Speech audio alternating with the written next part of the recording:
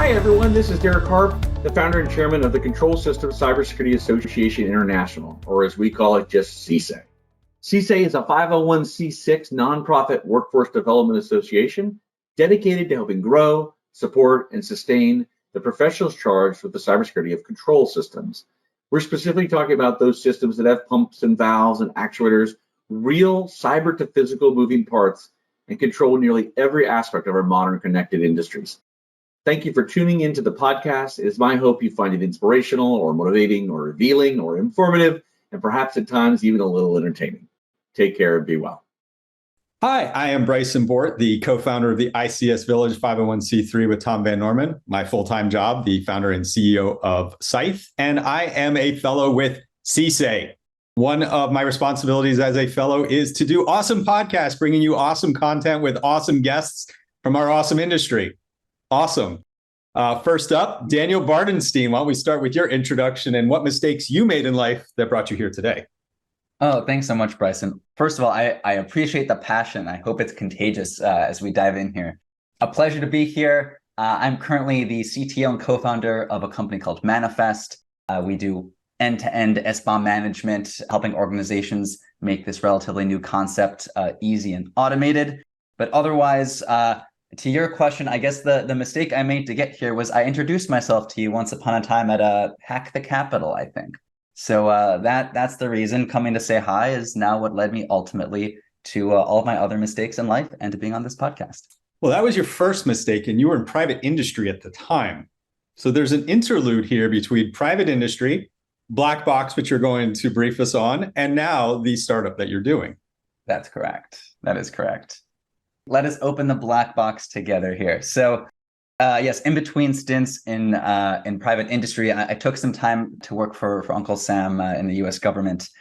First at the Defense Digital Service within the Department of Defense. For those not familiar, we used to affectionately refer to ourselves as a SWAT team of nerds that try to help with all things tech and cyber related within DoD.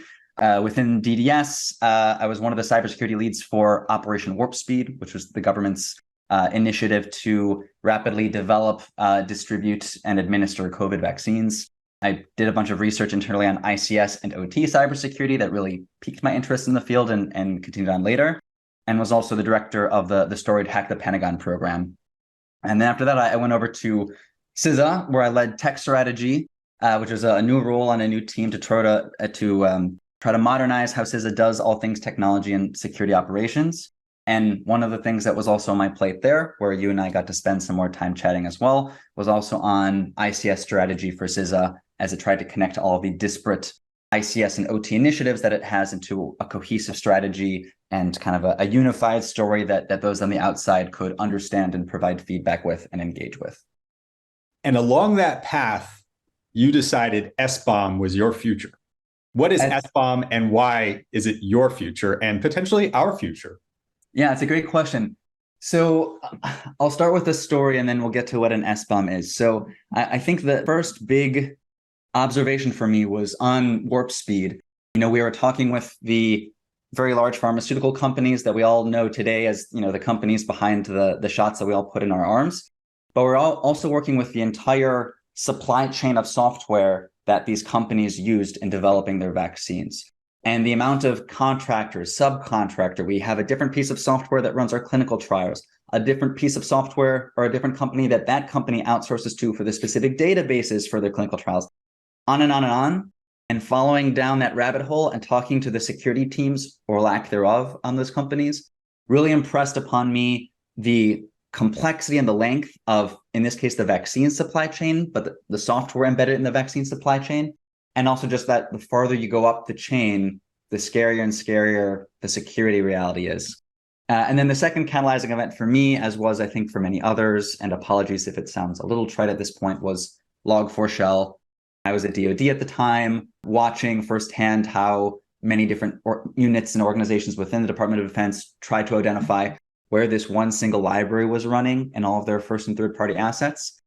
And then actually I forgot one. The third, I was doing some research over at the Aspen Institute, where I was focusing on medical device cybersecurity and the current regulatory environment. And that's when I first learned about the original concept in that space around CBOMs, cybersecurity bill of materials, now, more broadly merged into SBOMs, and realized kind of a 1 + 1 + 1 = 3 or 5, if you will. It's 2023 now. And generally speaking, when we build or buy software, we honestly often don't actually know what's in it. All those embedded risks we get up the supply chain.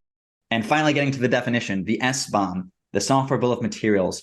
Ultimately, it's often referred to as, the software ingredients list. It's a little bit of an oversimplification, but just in the same way that before you would buy a house, you'd want to conduct a home inspection and figure out how the house is built, when it was built. Is there mold somewhere?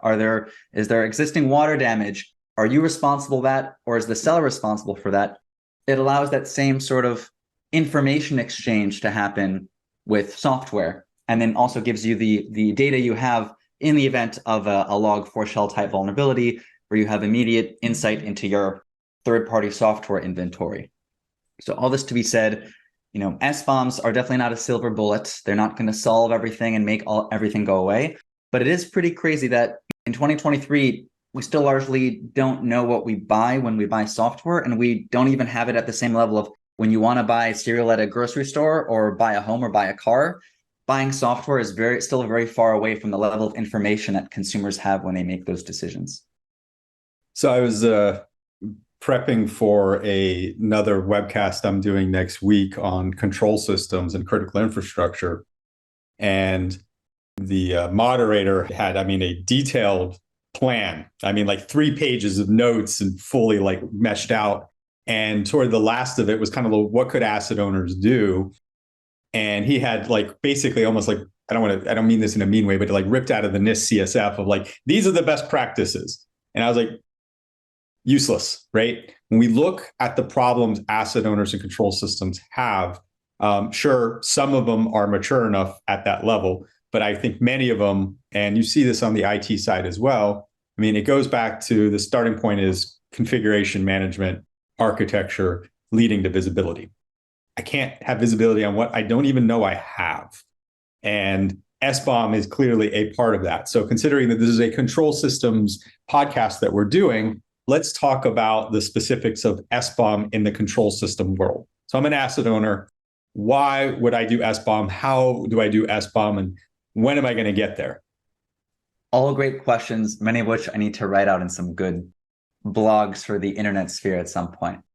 So let's get to the why, especially for control systems asset owners.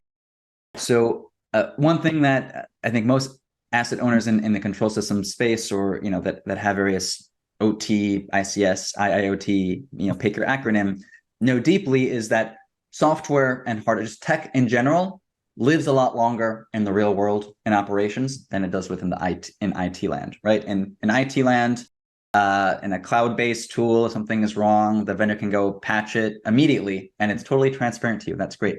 As a control system asset owner, we all know that we might have devices out there in the field that have been out there for 5 years, 10 years, 20 years. Patching them might mean climbing on top of some very tall structure, or going to some very hard to access facility, or in some cases going into space. Right. So it is really incumbent that if we're going to deploy and take responsibility for the risk of assets that have really long shelf lives, we really ought to know what is inside it. How do we minimize the risks that we take on before we even buy it and deploy it, put it in those hard to reach, hard to patch places, and then know what's in it. So when the risk comes up, we can make a much more informed decision on how and whether we go about, deploying a patch or triaging new vulnerabilities that come in, because we know the calculus in OT is much different than it is for IT. So I'd say that's, I think, one of the main things around the why, right? In terms of how, and it's going to be a whole long conversation, so I'll try to keep it succinct and high level, and we can dive in as needed. So the first step is, just like any other type of data, is data collection, right? And I'll pause there for an important nuance. I think a lot of people still think of SBOMs as a government compliance checkbox, since with the executive order from May 2021, and even in Europe with the Cyber Resilience Act and NIS2, there is a lot of regulation that's driving SBOM adoption.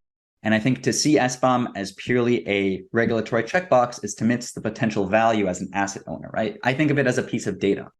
And with data that I collect and aggregate and operationalize, most importantly, put it into my existing workflows, I can actually do something about the risk I have. So step one as an asset owner, how do I collect data? How do I collect SBOMs? Two key ways to do that. You require them from your vendors, and this is something we've done at Manifest. What is that contract language that you should put in your legal and requirements processes so that any new software vendor that wants to sell to your organization needs to provide their SBOMs, right? And there's information around when is a good time to provide an SBOM, and is it on every software update and patch, etc. The second way that you get SBOMs, besides requiring them from your third parties, is if your organization is developing its own software, right? You have some sort of developer shop in your own organization, you get them to generate SBOMs. And the challenge there is, how do you do that without further burdening developers, right? Developers are responsible for building new critical business features or fixing bugs, right? So the last thing we want to do is put additional burden onto them. So you're going to want to try to find a way that is more automated, or at least less burdensome for your developers to be silently generating SBOMs as they're developing software. Once you have all your SBOMs, once you have your data, then as an asset owner, I want to make sure someone's collecting it, aggregating it, right? We see in real life, especially in certain critical infrastructure sectors and organizations, SBOMs, which again are just machine readable pieces of JSON. They're not fun to read as a human. They end up in Microsoft Teams folders or Google Drives or just random data stores. It doesn't really do a lot for me, right? So how I store those SBOMs, can I normalize the data so it's in a searchable, filterable, queryable format is super helpful. And that allows me then the most important thing, how do I operationalize this stuff? Again, a bunch of data sitting somewhere doesn't help me at all as an asset owner. But can I integrate it with tooling, with vulnerability management tooling, with integrating with my asset management and ticket management tools? So I don't think it's quite a utopia. I think the goal that asset owners are maybe only 6 to 12 months away from realizing is, when I buy a new piece of software, I know what's in it, and we can work with the vendor to mitigate some of those vulnerabilities before I deploy it in production.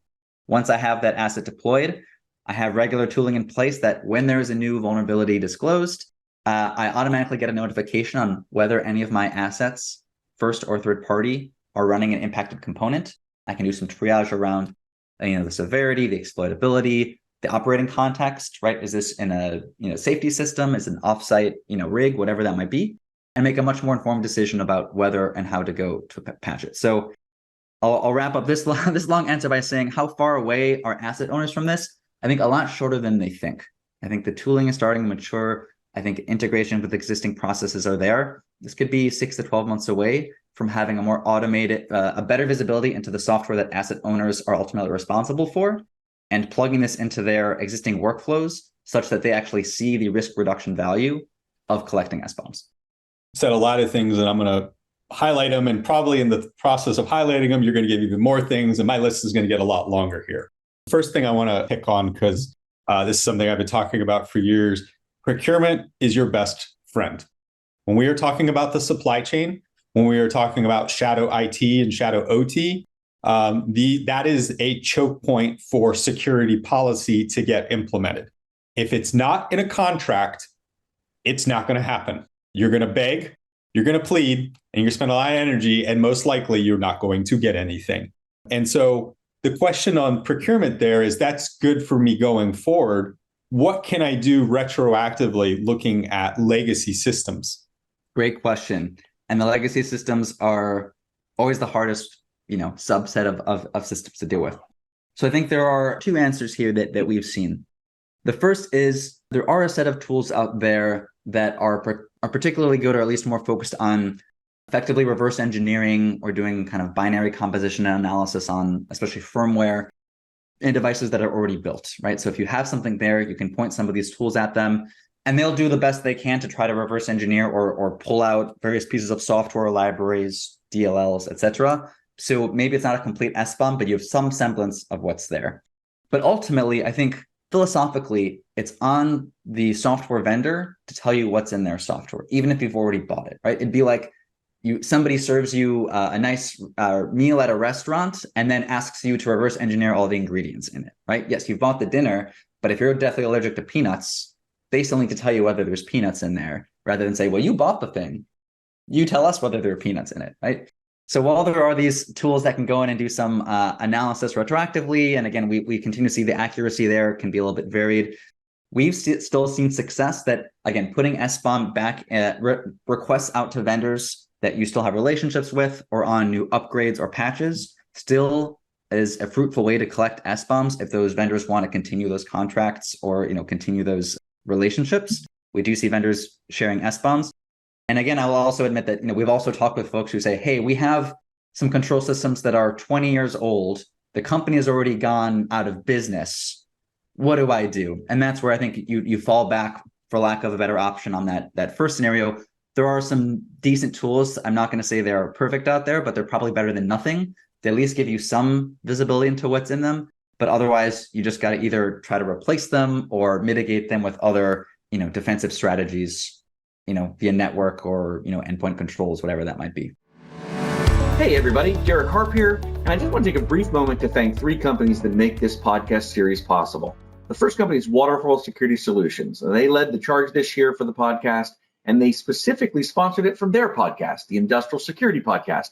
So check that out. That's a great linkage to an entire other series of over 100 episodes. They had their anniversary recently, focused on control system cybersecurity, and they were supported this year by KPMG and Fortinet. We could not do this without them. These companies not only have supported this podcast series this year, but they've supported CSA since its very early days 8 years ago. And we're entirely grateful to the teams and dedicated professionals at Waterfall Security Solutions, KPMG, and Fortinet. Okay, so vulnerability management. You mentioned it, but I think this is an area where SBOM has a significant amount of value. The traditional approach to vulnerability management is I have a list of known misconfigurations or known vulnerabilities. I enumerate that list against assets. That's vulnerability management. And then I go back to begging, pleading, cajoling, threatening the system owners to do something about it. Tell me how SBOM makes that better. Absolutely. Well, I'll say at first, SBOM adds to the problem, right? Because with an SBOM, you'll see every single library in an asset that you might buy, and a lot of them are going to throw off vulnerability alerts, right? When you look them up in NVD or OSV or any other source of vulnerabilities, you'll get a long list of vulnerabilities that might be in this asset, right? So the most important thing that you can do then is triage them with additional context, right? So that initial value of SBOMs will tell you about vulnerabilities that you didn't know were already deployed in your network, and we've seen this already with our customers. Right, stuff they've already deployed into production. Once they realize what's in it, they realize, hey, there's this old version of this Python library that's sitting in a public-facing asset that has a exploitable RCE, remote code execution vuln that's just sitting out there, right? So they didn't know that until they had the SBOM. But the SBOM will also provide a lot of other vulns that need to be effectively triaged. So, part one, I think a lot of tools are bringing in. We certainly are at Manifest is how do you bring in additional context into vulnerability management, right? So most people traditionally just look at your CVSS score from NVD, right? That's 0 to 10. Everyone has very strong opinions about it. I'm not going to comment here on my opinions on it, but I think it's maybe just one part of a healthy Why aren't you going to comment? What's holding you back? That's a good point. I don't work for government anymore. I used to work with some of the people who worked on it. I think, and there's also CVSS v4 is coming out too. So I don't want to knock on v4 before. Well, I mean, so let's quickly knock this tangent out. CVSS, in fact, like MITRE ATT&CK, great idea. It's not that but the problem with great ideas is when we simplify them, we misuse them, right? In MITRE ATT&CK, we turn it into bingo cards. Correct. In CVSS, we turn it into an integer. 8.2, right? So, but fundamentally, we turn it into a simple number and we're like, that's it. That is all I need to take away from this. And so when we talk about context, it's taking that number and making it real. Because 8.2 for you on that asset could be different than 8.2 for you on that asset. And that could be different than 8.2 for that person on a similar asset and a similar thing. And the way I simplify it is there's two aspects to vulnerability management. There's the external piece, which is where EPSS comes in and has its own challenges, but I actually want to give them credit on how they've grown that because they're trying to bring the external context. Mm-hmm. We're talking about the internal context where, again, CVSS has been the simplified hill that everything else is trying to climb. Correct. And we've even seen a couple of cases recently where, vulns have been published with very high CVSS scores that have been retracted or found to be, lots of fun examples out there. So let me hit that head on then. So The way I see it, and the way Manifest has tried to approach it, I kind of see vulnerability information in two key categories. There's sort of intrinsic information about the vulnerability itself, and then there's the context in which the asset is deployed, right? Some of that stuff you can get well from either an SBOM or from some of these other data sources around, like we talk about CVSS is one. We also bring in EPSS. We also, for example, with SBOMs, we can tell you how many assets in your environment are running a particular vulnerable component, right? So it's the log4j question. How many assets in my environment are impacted by this vulnerability? That's something we can answer with SBOMs. Where SBOMs stop, and then that second part of vulnerability context for me kicks in, is where is this asset deployed, or what's the important context? Is it on the public internet? Is it part of a critical operation, like it's a medical device in an emergency room or an operating room? Are there already some mitigations in place, like it's in some sort of offline, warehouse somewhere, et cetera, right? And does it have the crown jewels, all those basic contexts? So with one of those things, it's, again, back to not being a silver bullet. Like SBOMs will not totally solve vulnerability management. They are an incredibly helpful piece of information to show you where vulnerabilities are that you didn't have. You still need to enrich those vulnerabilities with information about the vulnerability itself, and even more importantly, or as important, integrate with your other sources of asset management context to tell you, like you said, it'd be very different if I have the exact same MRI machine a couple times in my environment. One of them's in an OR, one of them's in an offsite clinic. One of those is much more important to triage than the other. And to just add one more thing about the importance of vulnerability management here, I think let's dive in for a little bit on what we like to think about as the first party SBOM use case, or like a DevSecOps type flow. So we have I'll tell the story about a customer of ours in the defense space. So their product security lead, ultimately, he wants to make sure that the code they push out is secure, right? At the same time, he doesn't want to burden his developers with all of these false positives or all of these vague CVSS 10 out of 10 vulns that they need to go fix. So his vision, his workflow that we're helping him, build out with our tooling, so anytime his developers push a new branch, they create an SBOM silently in the CI/CD pipeline automatically, and that gets, sent to our platform for analysis. We find potential issues, vulnerabilities, licenses, etc. Of note, we enrich that with all that data, like I mentioned, and then he sets these configurable criteria for what he cares about, what he needs to report onto the government, what's actually a legitimate vulnerability.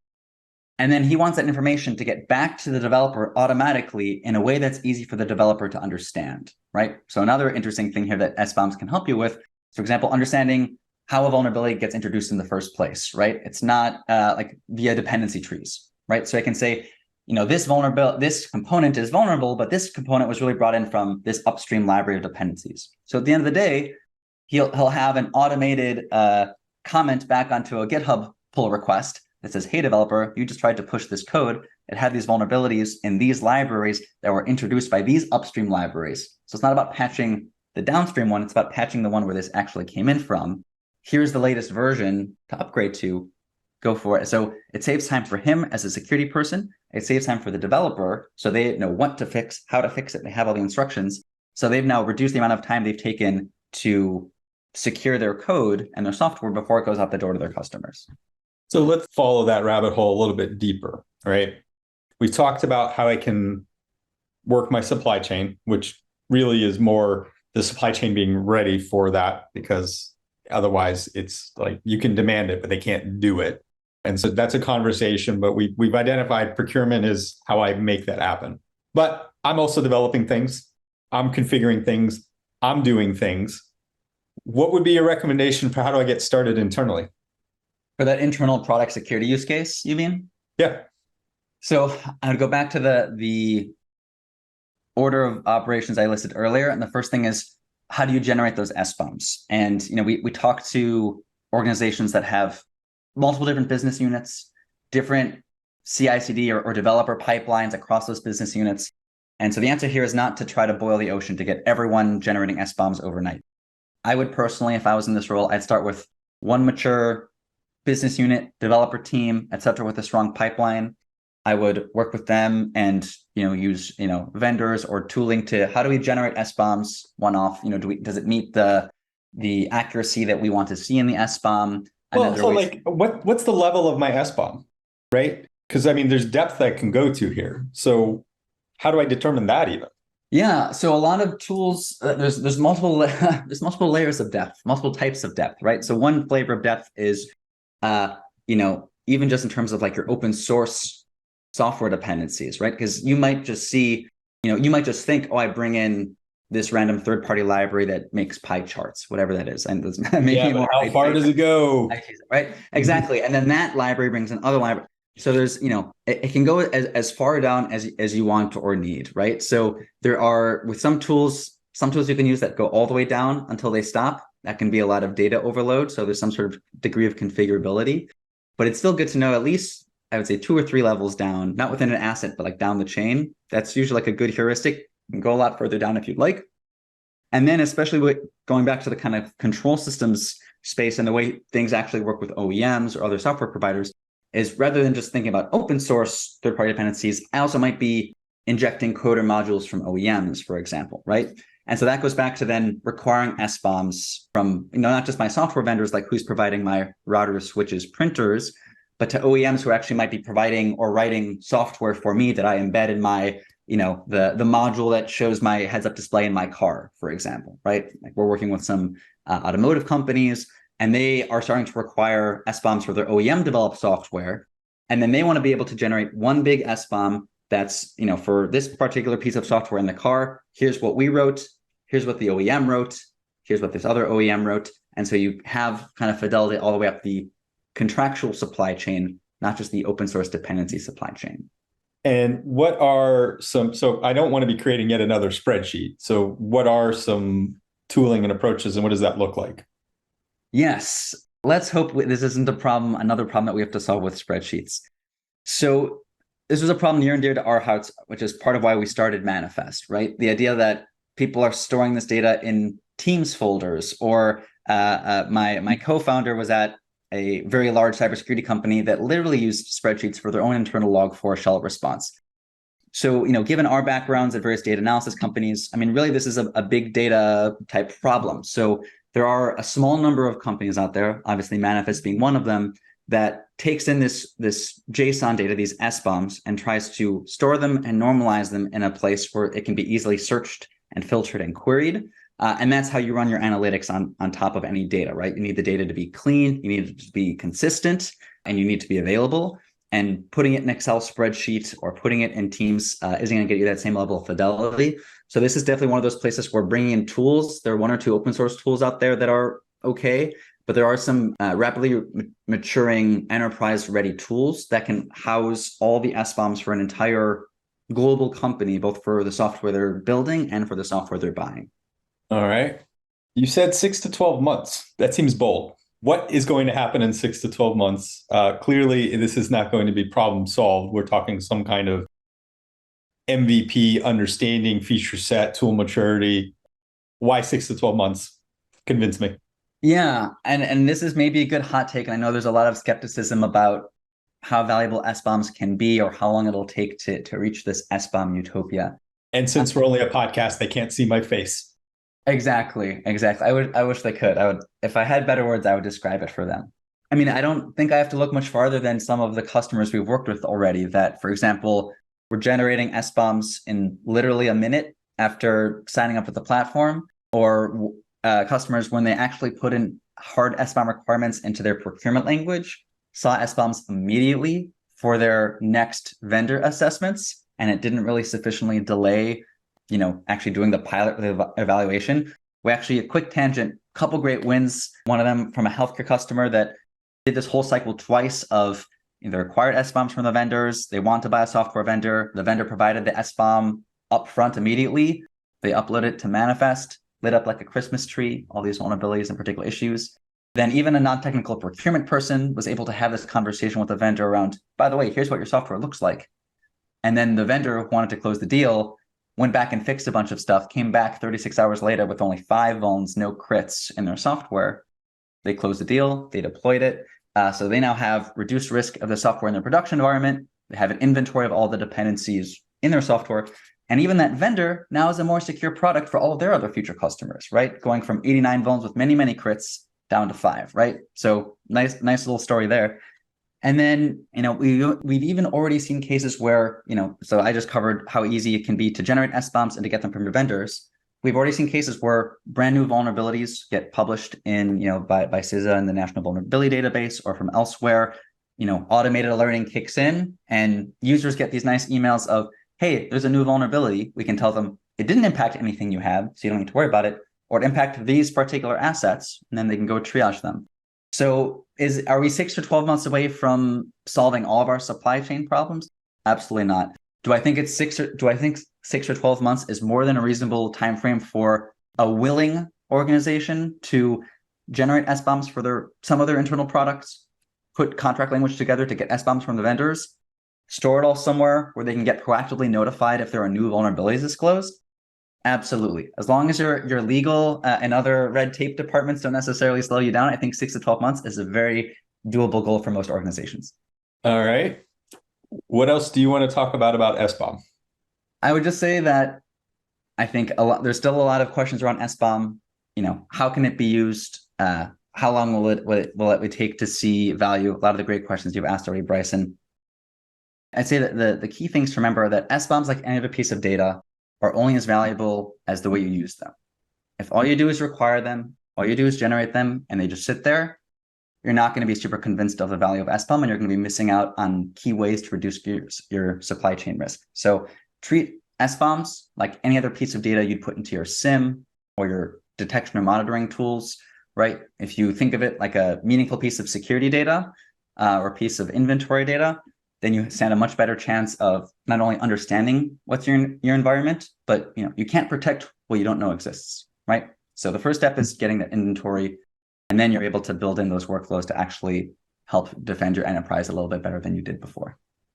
And I think the other thing I would say is there's also some questions around, are SBOMs really a thing, right? Like, is the government going to give up on this in a few years or so after things time out, or it's all just going to disappear? I'll give you my unvarnished take, and listeners can take it or leave it. SBOMs are coming, right? Like, as if we're in Game of Thrones, like things are coming, right? Be it by regulations, the carrot, the stick approach, or just as best practices put out by NIST in 802.16 or NSA or CISA or other EU bodies. So it's up to organizations have this choice of, do they want to wait till the very last minute and try to scramble to meet a regulation deadline and risk get caught on the other side of that? Or do they want to lean into this proactively, not only to meet those requirements, but also to just do better internal security development or third-party risk management internally? And that's a question that every organization will have to answer for themselves. But we've definitely already seen some companies that have had to scramble for last-minute regulation deadlines. And I will tell you, it's not very fun. Let's try not to end on threats. So your hottest take on SBOM, and to give you some space for it, something that you're saying that you haven't heard anybody else say. Man, that's putting me on the spot. It is putting you on the spot. Vulnerability found. Yeah, I'm just trying to think of something that no one else has said. I think there are things that people aren't talking about loud enough. So I'd say maybe one of those things is that SBOMs are just the beginning. It's not just about SBOMs. The story doesn't stop with SBOMs. You have some other near-term concepts like VEX, the Vulnerability Exploitability Exchange. Without going down that rabbit hole, that's meant to be an accompanying piece of JSON next to your SBOM piece of JSON that helps communicate vulnerability exploitability in an automated way. So the Siemens or Rockwells or Schneiders of the world can easily tell their customers whether or not they're impacted by a vuln. That's coming soon. But I think what SBOMs are really just the tip of the iceberg of is just we're finally taking a look at transparency in the technology that we have. So like one thing, it'll sound very buzzwordy, that we're looking into, working with some partners on, a machine learning bill of materials, right? If I'm going to be buying software that everyone's going to be shoving LLMs and GPT-4 into, how do I know that there isn't an LLM or GPT-4 under the hood? How do I know what data it's been trained on? How many, epochs it's been run on, right? So I think SBOMs are just looking at software, right? There's other sorts of bill of materials that are out there, but I think this is just the beginning of us finally agreeing that finally in the 2020s, it's no longer acceptable just have tech be a black box, any sort of technology. And so I think whether or not you think SBOMs are coming, and again, I think they are, I think the general era of software and technology transparency is really just starting to heat up and will continue to heat up, hopefully for the long term. Ending as we began. Awesome interview. Thank you for joining us. Thanks for having me, Bryson. Always a pleasure. Hi, everyone. This is Derek Harp, the founder and chairman of the Control Systems Cybersecurity Association International, or as we call it, just CSA. CSA is a 501c6 nonprofit workforce development association dedicated to helping grow, support, and sustain the professionals charged with the cybersecurity of control systems. We're specifically talking about those systems that have pumps and valves and actuators, real cyber to physical moving parts, and control nearly every aspect of our modern connected industries. Thank you for tuning into the podcast. It is my hope you find it inspirational or motivating or revealing or informative, and perhaps at times even a little entertaining. Take care and be well.